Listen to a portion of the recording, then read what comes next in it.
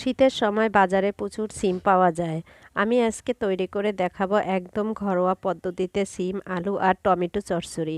আসসালামু আলাইকুম viewers, Jitu cooking হাউসে সবাইকে স্বাগতম। আশা করি আমার আজকের রেসিপি আপনাদের ভালো লাগবে। আর ভালো লাগলে আমার চ্যানেল সাবস্ক্রাইব করতে ভুলবেন না। লাইক, কমেন্ট, শেয়ার করবেন। কথা না বাড়িয়ে চলুন তাহলে দেখে আসি পুরো রেসিপি। সিম চচ্চড়ি করার জন্য আমি এখানে 4টি মিডিয়াম সাইজের পাকা টমেটো নিয়েছি। এই চচ্চড়িটা একটু টমেটো বেশি লাগে। টমেটোগুলোকে আমি আগে থেকেই ধুয়ে পরিষ্কার করে নিয়েছি। এবার একটি ছুরির সাহায্যে আমি এভাবে করে কেটে নিব। আমার বাসায় সবাই এই সিম চচ্চড়িটা খুব পছন্দ করে। আশা করি আপনাদের কাছেও ভালো লাগবে। এভাবে করেই আমি সব টমেটোগুলো কেটে নিব। আর এখানে নিয়েছি 300 গ্রামের মতো সিম। সিমগুলোকে আমি এভাবে করে কেটে ধুয়ে নিয়েছি। আর মিডিয়াম সাইজের 4টি আলুকে আমি এভাবে করে কেটে ধুয়ে পরিষ্কার করে নিয়েছি। চলে এলাম মূল রান্নায়। চুলায় একটি হাঁড়ি গরম করে দিয়ে দিলাম 2 টেবিল স্পুন রান্নার তেল। তেলটা একটু গরম হয়ে গেলে দিয়ে দিলাম 2 টেবিল স্পুন পেঁয়াজ বাটা।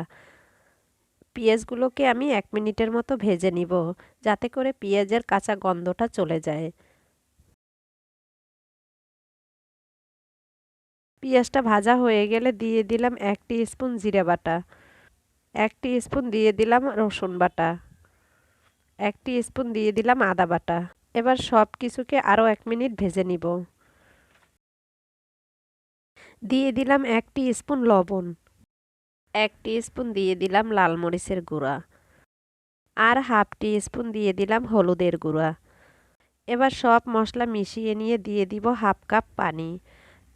এবার মশলাগুলোকে আমি ভালো করে কষিয়ে নিব যতক্ষণ না তেলটা উপরে উঠে আসে। এই যে দেখুন ভিউয়ার্স, আমার মশলা কষানো হয়ে গেছে। এর মধ্যে আমি দিয়ে দিলাম কেটে রাখা সিম।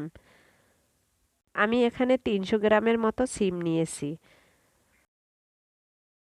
আর দিয়ে দিলাম কেটে রাখা আলু। এবার সিম আলুর সাথে ভালো করে মশলাগুলোকে মিশিয়ে দিব। মিশানো হয়ে গেলে ঢেকে দিব আমি 3 মিনিটের জন্য। 3 মিনিট পর ফিরে এসে ঢাকনা খুলে আবারও একটু নাড়া দিয়ে দিব।